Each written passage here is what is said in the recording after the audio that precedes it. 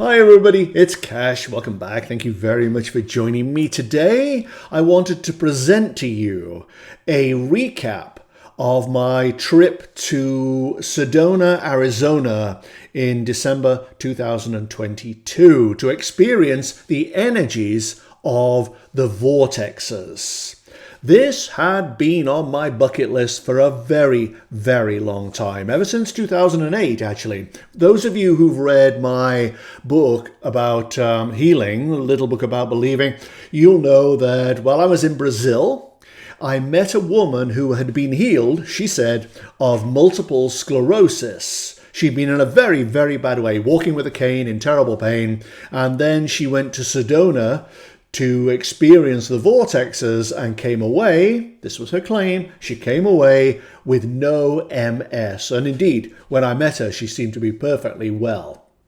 So I always wanted to go there and experience the vortex for myself. I've experienced the one in Brazil, I've experienced the one around the Western Wall in Jerusalem, in Israel, and Sedona was the next one on my list. So I went for about 4 days. I filmed for 3 of those days, went to different vortexes, and also tested the energy out of a Big Mac at McDonald's to see what that felt like, and also an artist village. It's sort of like a village of craft shops and painting shops or whatever, called Tlaquepaque or Tlaquepaque in Sedona as well. So this video presents all that to you as one complete video, including the magical experiences I had and the breakthrough lesson I learned while I was there. I went with the intention to simply open up and expose myself to the energies, see what pictures came into my head when I read the energies, but I don't think I quite expected to learn what I eventually learned. That came as a complete surprise out of the blue, and maybe that's what the energies, the vortexes, can do for you if you're willing to let them do it. But it begins in Sedona's Tlaquepaque artist village, which is a replica of, a very tiny replica, of the original in Mexico. And I wanted to see whether I could touch the walls and get that same kind of authentic feeling that you might get in Mexico. Yeah, there you go. It is what you would expect it to be, actually. It's nice, it's pleasant. The energy is very much of walking through a field of flowers, perhaps like a field of poppies, wading through them, but nothing really more than that. It's pleasant, it's certainly as authentic as they could make it. I mean, what they've done is they built this complex of artist shops around these trees and made the place look as authentic as possible. But the truth is that the energy is very low-lying. It's very nice and lovely and pleasant, but nothing more than that. You would come away from this place going, well, that was cute, that was nice, but you wouldn't come away from it going, oh my God, I felt the vortex. Because there is no vortex here as far as I can tell. But it's certainly very, very nice. And now I'm going to lunch. I expect the food to be just as authentic as this is. In other words, not at all. Notice it's starting to rain, and this is when I set off on my big adventure to the Airport Mesa Vortex. The guy in the tourist office said, do not do it, it's a very long way, it's all uphill, you will never make it, and that I took to be a dare. So I set off in the rain, and yeah. In fact, my watch went off at one point with a heart warning to say that I was exerting myself too much. But I walked 12 miles yesterday, and this was accounting for that. It was a bit of a haul, I have to say.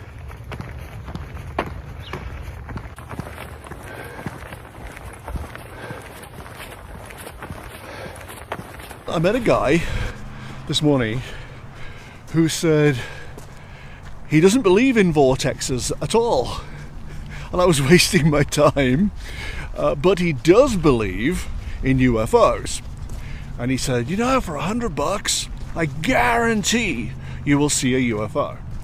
And of course I said, well, it's just a dot moving across the sky, isn't it? So it's going to be a drone, an aircraft, and so on. He goes, no, for 110, you might be able to even touch them. Touch the UFOs.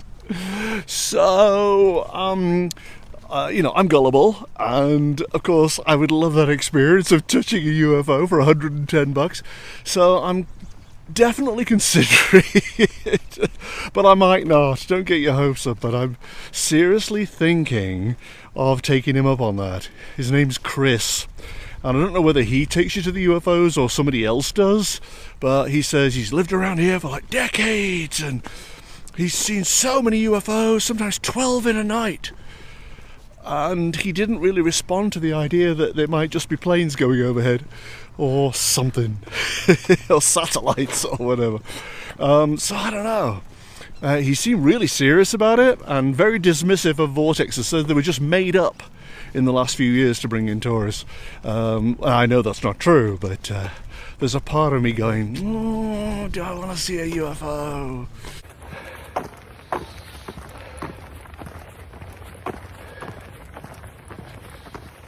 Oh, great. Turns out I was so busy talking to you that I went in totally the wrong direction for the airport vortex.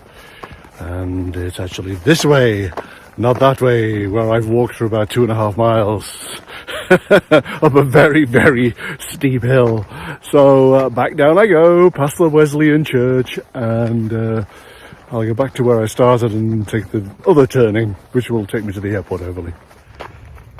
Oh, God, I'm telling you straight, this airport vortex had better make the hairs on my legs stand on end to be worth this kind of climb. Apparently it's 700, I'm all wobbly, it's 700 feet above, I guess wherever I was.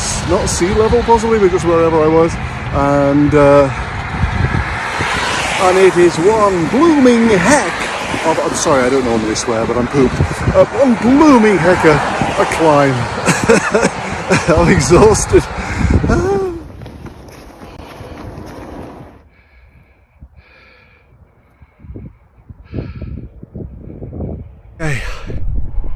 Okay, I'm told that this area here is where the vortex is, and of course the vortex isn't just in one place, it covers a bit of ground in a few directions, but I'm told that I've come to the place, after walking for hours, I've come to the place where it is. So this is the moment where I do a little meditation thing and then see what energy I find in the airport vortex in Sedona.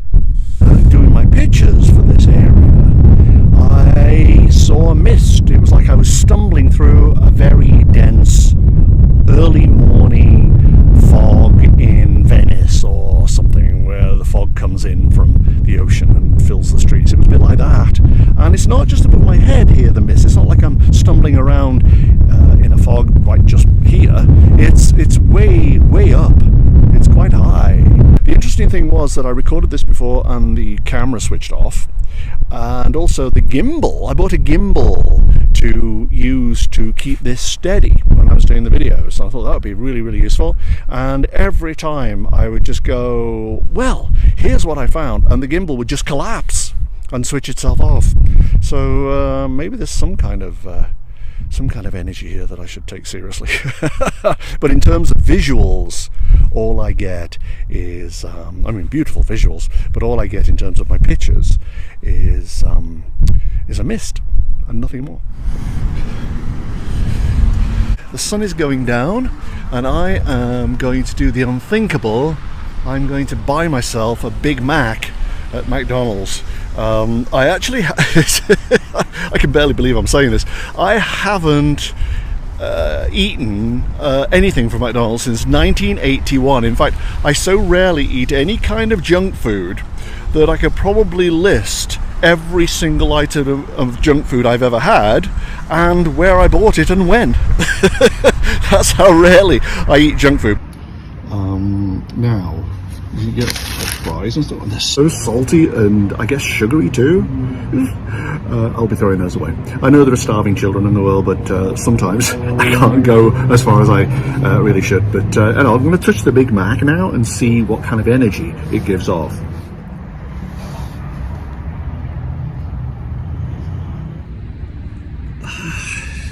The picture that comes into my head when I touch this is of a really jagged road, a bit like a saw edge. You know, when you get the edge of a saw blade, it's a bit like that. Maybe because it's just manufactured, maybe because it's got preservatives in it or something. I'm not quite sure why. But if you had to go over it in a car, say, you'd be like that, because it's so up and down, up and down, up and down, up and down. It has a very erratic energy to it. However that translates into health things, I have really no idea. Sedona wasn't settled, I don't think, until about the 1870s, and used to be orchards and vineyards or whatever. It was very much a rural environment. I don't think they had electricity there till the 1960s, actually. But in the 1950s, a lot of westerns were shot there. Movies like Billy the Kid, 3:10 to Humor, The Gunfighter, and so on. Even National Lampoon's Vacation was shot around Sedona. And gradually over the years, it's become super populated. I think it was going to be called Schnebley at one point. Not Sedona, but Schnebley. There's a guy called Theodore Schnebley who owned the local hardware store, and he put in a petition to have the town named Schnebley. And people went, absolutely not, you're crazy. And he goes, oh, all right then, well, maybe we could name it after my wife. She's called Sedona. And they went, well, if we have to name it something, Sedona's better than Schnebley. And so it got to be called Sedona. At one point, Walt Disney was thinking of building Disneyland in Sedona, or the area around it. And he came, looked at the place, and apparently they didn't have enough water there to supply Disneyland. And so he went for California instead. But there was a time when it was going to be Disneyland out there. And it would have been a very, very different place to the one it is now.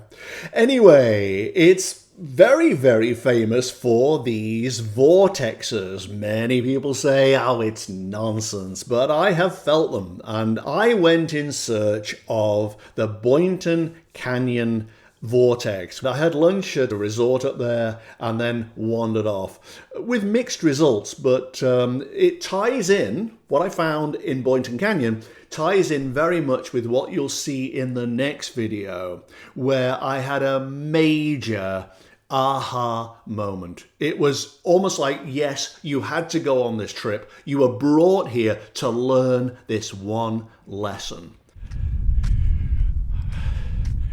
I've just had lunch at a resort called Enchantment, and apparently, I don't know if it's that place, but one of the hotels here was built on Native American land.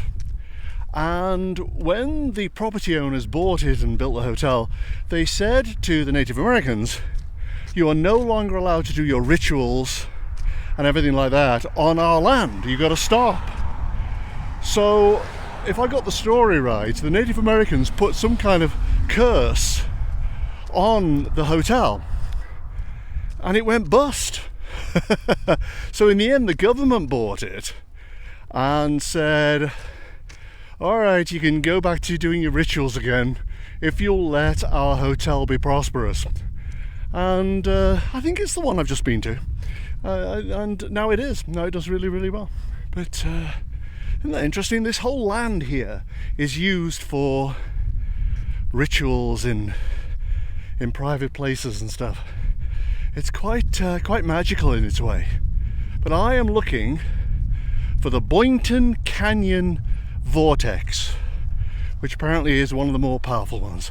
And I think I go left here when these cars have gone by. I think I go left here, and it's down here somewhere. This is the trail through Boynton Canyon. My friend who used to live here says go about 20 minutes, and at that point you will begin to feel the effects of the vortex. Apparently it's really, really strong. Oh God, I'm lost already. Where does this go? I don't know. I'm not used to hiking, as you can imagine. But apparently you go along here, and I said, are there any dangers? I said, well, don't step on a snake. Obviously, I'm not going to do that. And also, there are wild bush pigs with tusks that could attack you. So I'm looking forward to being attacked by pigs. Could happen at any minute. You know, I don't think I'm going to worry too much about being attacked by pigs with tusks. Because this is a really busy trail. There are people around every corner, and they do this clearly all the time. Maybe the snakes are a problem, but I'm sure the pigs are sleeping.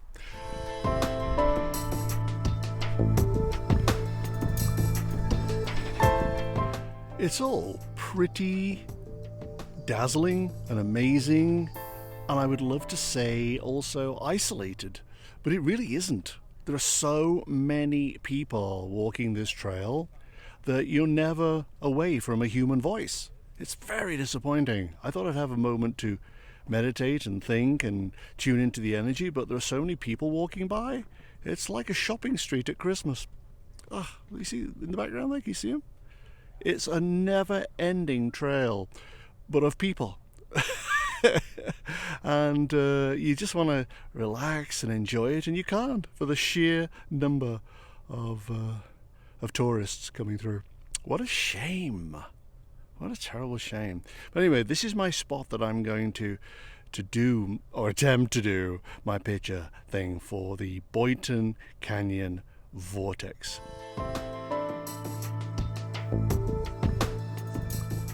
I thought that a vortex would be like a blast of energy coming up from the earth. And if you stood in it, you felt that blast. Just go to the right place and you feel it. But that's not what the pictures said. The pictures showed a worm-like thing of energy, and it had a sort of drill bit on the end, obviously not in real life, but it had a kind of drill bit on the end that was drilling through the air, pulling the worm of energy behind it. And it went like this and around, and it will obviously pick its area, and within that area will just constantly circulate and move around, and that's what it was like. And so if you stay in the area long enough meditating, there is a very high chance that that worm of energy will pass through you, and you will get the power. That woman with MS that I knew, she may have stepped into the vortex at the exact moment that the worm of energy was circulating in the area. But that's what it felt like. And it's not a ball of energy, it's not a conical blast of energy into the air like a rocket. It's a constantly shifting worm of energy. So there may be days when you go to the vortex and feel nothing, and nothing passes through you. And then other days you happen to be there, and boom, it goes through you like an unseen force of light, of vibration. And that's what there was. Wow. I found on my previous trips to vortices, both in Brazil and Jerusalem, that it pays to surrender and ask for help. Ask for what you want and say, please help me. I don't know what to do. Show me the way. And I surrender to the force. I have no idea if the force will go through me today, but that's what I'm going to do right now. The last one I went to was at Cathedral Rock, which is this massive sandstone butte about 900 feet high. I think the sandstone is what gives it its redness, but there's also iron oxide in there, I think, somebody told me. Some kind of metallic thing, which might also account for the vortexes. There do seem to be two kinds. The low-lying mist one, where you can meditate in it and it will actually impact your body, and the worm-like one, which is constantly moving. So on the last day, I ended up on the Cathedral Rock Trail, which apparently has one of the most powerful vortexes in the world. Now, before I show you the video, there's one thing I have to tell you about me. It's that I had a fairly uneven, slightly disturbing childhood. And as a result of that, I spent decades as a seeker, looking for solutions, looking to fill the hole within myself. Many of you, I know, have done the same thing, looking for ways to fill this hole, looking for answers. Why? Why am I like that? Why were my parents like that? Why? And I even went to Arizona for the same reason. And when I go into a major vortex, I tend to say, okay, this is what I need, but I open myself up to you. I don't know what the answer is. I'm lost. I have no clue what to do, but please let me know if you can. Point the way. And before I went to Arizona, I did pictures for myself, which I can do. And in the pictures, I was standing under a pathway in shadow, which is pretty representative of how I felt, actually. And as I watched myself, I went up a path to a new level that was not in shadow. It was in sunshine. This was a realignment somehow. So I went into this little adventure knowing there would be some kind of realignment, but not sure how. And I got to the last day and nothing had really happened, other than I had found out about vortexes and things. Then I went up the trail of Cathedral Rock. So this now is the Cathedral Rock Vortex in Sedona. The guy in the parking lot, despite the fact that I didn't have a car, I was talking to him, the guy in the parking lot said that the whole area is really a vortex, and simply by standing around in it, you feel the energy. Now, for some reason, maybe you have to meditate or something, I don't feel the energy. I have a bit of like an earache thing going on, and I had a bit of a headache just now, but maybe that's feeling it. But I was expecting something a little bit more spectacular. But what I'm going to do is I'm going to wander up the trail a little bit and just do my pictures maybe 15 minutes in and see if there's something that comes. If this whole area here is a vortex, as the parking attendant said, then I'm going to do my first spot of meditating and picturing here. I'm just going to do it on this little ledge here and see what comes. And then I'll move on up and see if anything else comes. This spot has the same kind of mist that the airport Mesa vortex had. About a 2-foot high mist though. It was only like up to my thighs, my knees, my thighs, but it covers this whole area. It's like a low lying mist, which may suggest that there's actually not as strong a force here as there would be further on up. One of the most disturbing features of this area is, and Boynton Canyon and everywhere else, is that you can't go anywhere that's out of the range of human voices or aircraft noise. And it's very disturbing. You can't get any kind of peace of mind at all, because there's always people talking and they never stop talking. This is the cell phone generation. Maybe I'm getting old. But I'm going to go further up the trail and see if the energy is stronger there. Alrighty, well, it's different energy up here to down there. Down there you had a kind of covering of the ground, like a 2-foot thick carpet of mist. Up here, we're back to that swirling worm of energy, again, drilling through the air.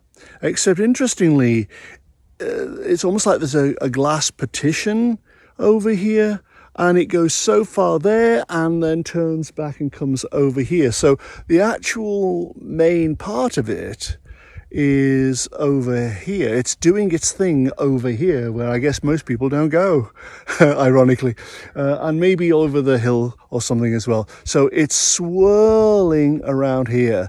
I don't know if it's haphazard. I don't know if there's a scheme or a plan, but it's moving around here.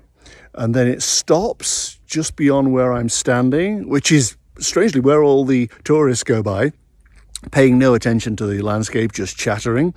And then it comes back again.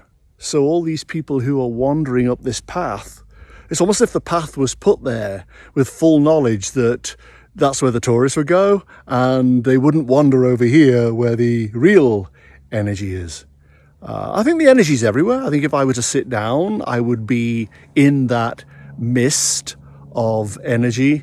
But as far as the full blast of the worm goes, then you have to be over here or somewhere over there, I think. There's just been an aha moment for me here.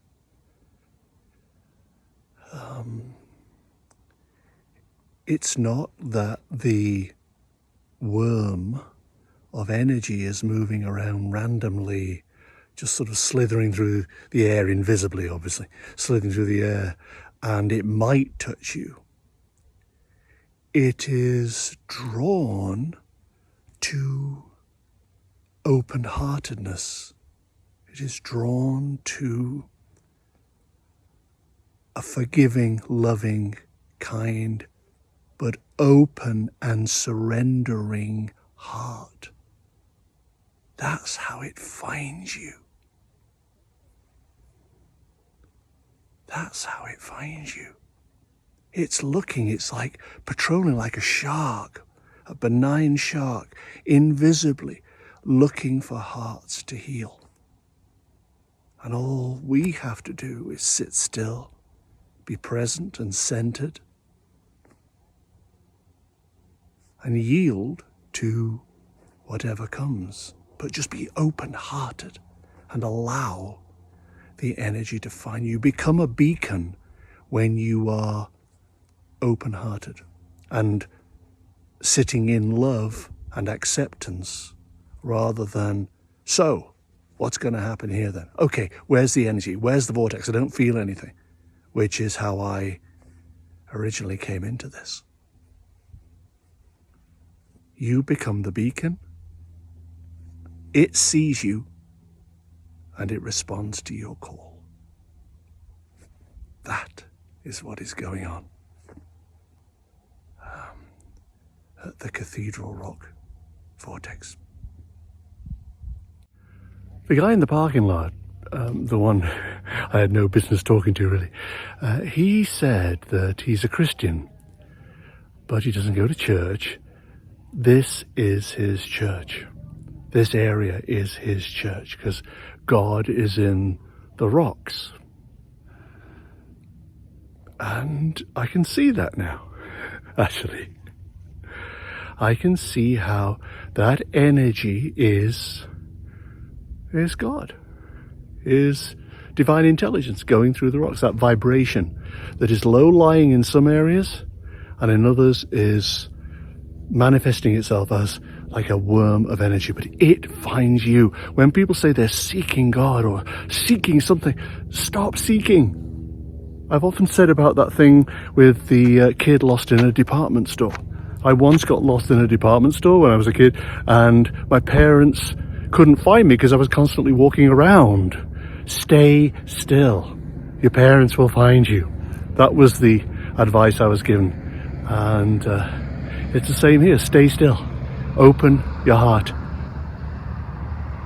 and God will find you. That's the message of this place. Absolutely amazing.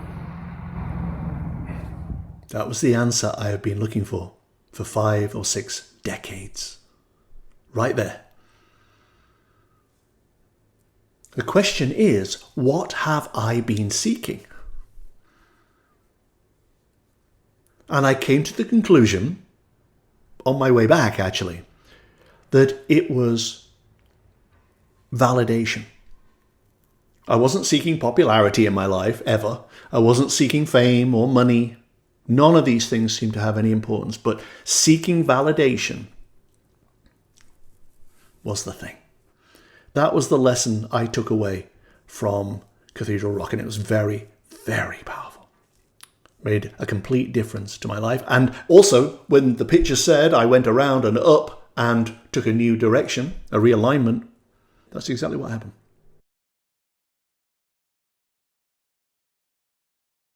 I wanted to respond to those people who asked why, when I was in Sedona, I didn't visit the Chapel of the Holy Cross, a Roman Catholic church. Although it's really more of a monument. It was supposed to be built in Budapest, Hungary, in the 1930s. But, you know, things happen. World War II, for example.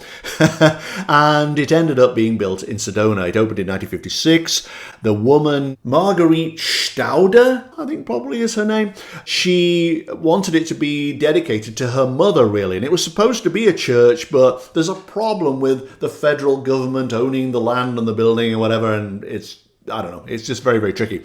The day I went there, which I did, so the last thing I did, after I'd been to the Cathedral Rock site, I went to the Chapel of the Holy Cross. And the reason I didn't show you these pictures was because I got it wrong. And I wasn't quite sure how to frame it. There was a service going on inside, but I went over and touched the wall, and this is what I got.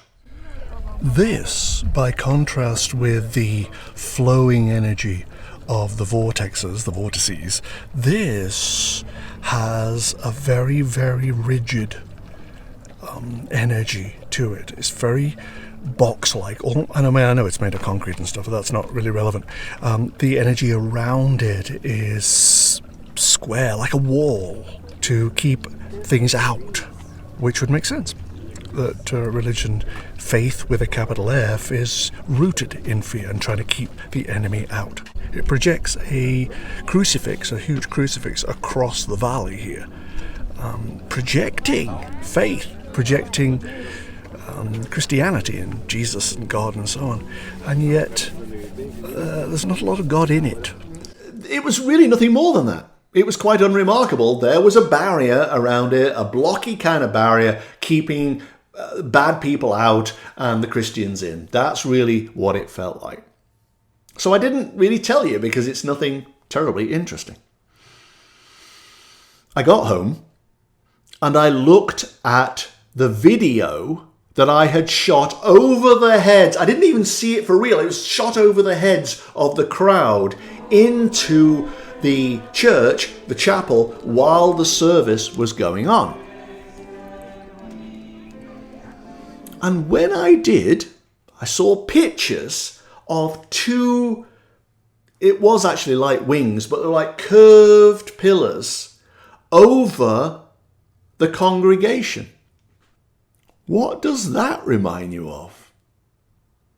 Did you see the Anne Frank transition pictures I did? They're on the Soul Crossings channel now, if you missed them. She had her higher self reflected in the pool she was looking into, to let her know she was being guarded and guided throughout the whole process.